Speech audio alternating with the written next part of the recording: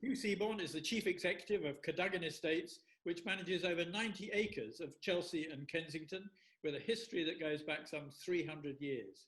This long-term view, in common with other historic estates in the capital, is focused on creating a sustainable environment, protecting the area's heritage, and supporting the residential and business community.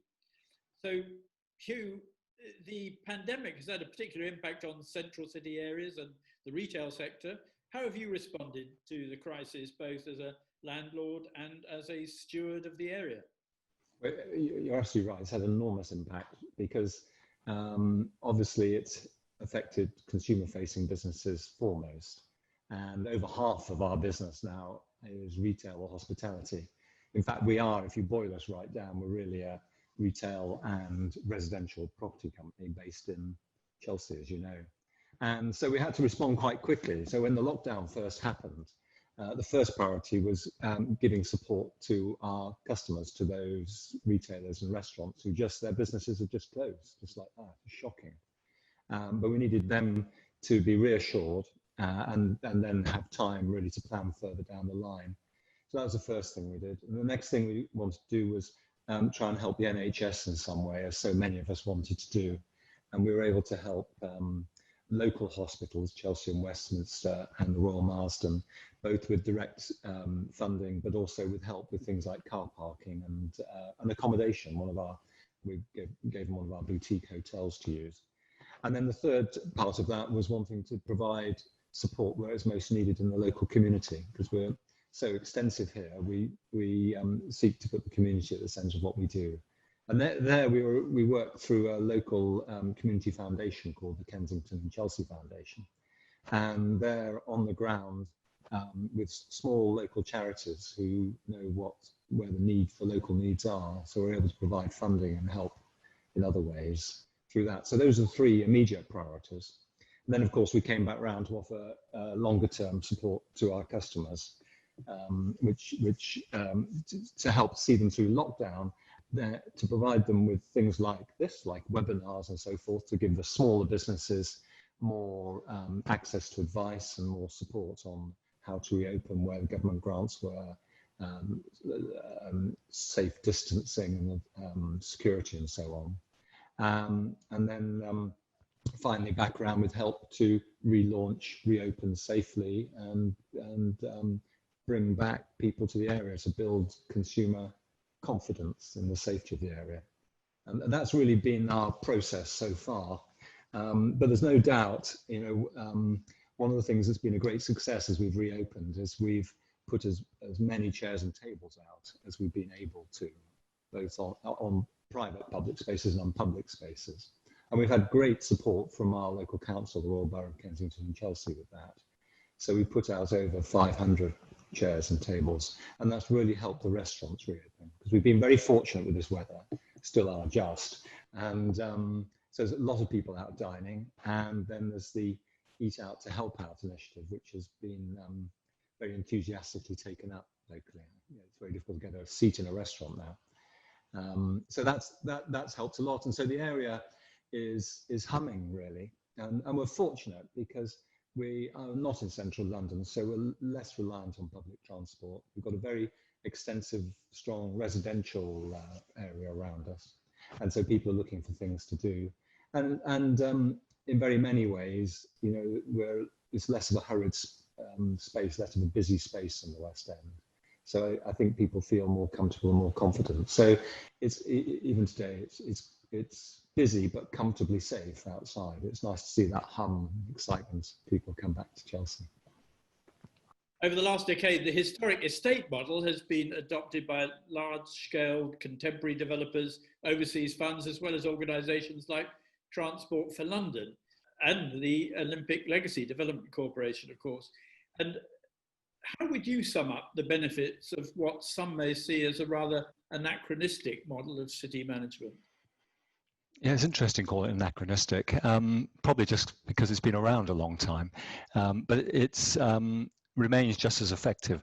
I mean, I think our key characteristics are, firstly, that we're family owned, and we've been consistently family owned over time, which gives us consistent strategies. I think also we've been around a long time, so we can have the confidence to look forward a long way, partly due to that consistent family ownership and partly due to the long history. And then, of course, we own a lot of property in one area, so we're able to ensure that what we do with one property benefits the wider area. And I think that's probably the key to this. And that's no less pertinent for a historic estate as it is for the Olympic Authority or Battersea or King's Cross today. And I think it's, above all, it's that that the estates, whether old or young, have such a big stake in the area that it's important to them to get all the complementary uses right. Whereas if one had a smaller holding, then they're financially less significant and more difficult to support. But so for us, and I'm sure the Olympic Authority and King's Cross and so on are similar, we're interested partly in the layering of uses that help make this a community. And that's everything from cultural to schools. People live where they educate their children, for example. And then breathing life into our building. So, of course, we want tenants, but we want tenants who bring something more than just paying the rent. We're looking to curate the area and find occupiers that complement the existing lineup, whether it's retail or restaurants or leisure uses. Or we have a real advantage because we know we can do one thing in one place that might be at a lower rental than we could achieve by doing a different use, but that will have a domino effect in the area and will benefit in other ways. It's a huge advantage. Of course, it means you've got all your eggs in one basket, but that brings lots of opportunity as well. So it's got both characteristics.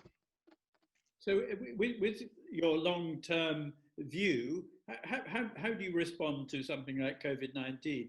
Obviously, this is not the first time the estate has had to deal with difficult economic conditions. So do you hunker down until it blows over, or can you really take a proactive stance? There's no choice, really, Peter. I mean, we straight in to take a proactive stance on this. And it's, I mean, again, our interests are ensuring that Chelsea and the area thrives in the long term. And if we just hunker down and it dies around us because the economy's dried up, then we may achieve results this year because we've collected a lot of rent, but the estate will be less sustainable. And our interests are in ensuring it is. And that's why we took the approach I outlined a moment ago about supporting our customers, of course supporting the NHS and supporting the community. So it's a more sustainable approach. We hope, therefore, that we can maintain the ecosystem of this area. And by that, I mean the different uses, the different restaurants, the bars, shops and gyms and so on, that for whom their business just dried up through lockdown. And it's really important that they survive and they can reopen. And I think if we approach that in the right way, and we are proactive, we are in very close contact with all our customers. If we do that in the right way, although our cash flow is suffering greatly, frankly, if we do the right thing, the area will recover quickly and the finances will follow in due course. I think that's the way round I approach it. Well, there's been a lot of discussion recently about improving conditions for pedestrians and cyclists, and you've got some exciting plans for Sloane Street. So how are they progressing? Well, we're very busy with them. We've got plans to improve the entirety of the public realm of Sloane Street. It's 1 kilometre long, so they're quite ambitious plans. And it's really all about making it a very elegant, attractive pedestrian experience whilst not fettering traffic. And so in practice, what we'll do is replace all the materials the eye rests on with really high quality materials, bring in a lot more landscaping to help the pedestrian feel they're in an attractive environment and they're slightly insulated from the traffic. Plant a lot more trees. We believe we can triple the number of trees and really create an environment that will complement the magnificent stores that trade on Sloane Street, but also, will please and support people who are just going for a walk. And I think we all choose routes through a city, and London particularly, which pleases us. They're not necessarily the direct routes unless we're under pressure. I would love it if Sloane Street was one of those routes people chose because they love the environment so much. So we're in detailed design. We have the final approval from the council to go ahead. We are funding it ourselves, so we have that in place. And we're hoping to start that work in the first quarter of next year. Clearly, we're having to manage it very carefully indeed, because the retailers on Sloane Street have had a very, very tough time. So we have delayed it slightly to allow them time to recover, and we'll be phasing it in a different way so we don't fetter their trading. But the end result is something I'm very excited about and looking forward to. And I believe we'll have the most elegant luxury fashion shopping street in Europe, if not the world, at the end of it. So it's a great aspiration. But we've had, there's other successes as well. Pavilion Road's a small stretch of Pavilion Road. We've positioned as a artisan food shopping street, and there's some lovely shops there, butcher, baker, cheesemonger, and more besides. And they've really thrived through lockdown as people are in their homes looking for really good quality food and a nice experience buying it. And working with the local authority, we've agreed to pedestrianize that, which we did almost immediately after lockdown. And so we've, again, going back to the earlier theme of al fresco dining, we've put a lot of tables and chairs in there, more landscaping as well to help the environment and to make it feel more attractive. And again, I've walked down it earlier today, and there's a lovely atmosphere of people spending time, eating, chatting, having coffee. So there's small things we can do as well as the really major project like Sloane Street. Well, that's great to hear, because I think that high quality placemaking is being so important in the future. We're to attract people back into central areas, and also, of course, attract tourists back to London, who are also very important for our economy.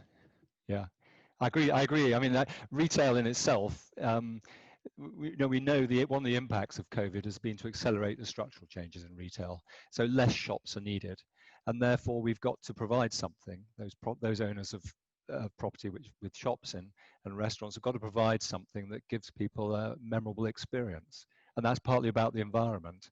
But if they want to just transact, it's far more efficient and easy to do that online. So we've got to provide something that's exceptional, that's visceral, and that includes food and drink. It includes a wonderful environment, and it includes activity. It includes seeing lots of other people and having that excitement that comes with a busy, bustling space.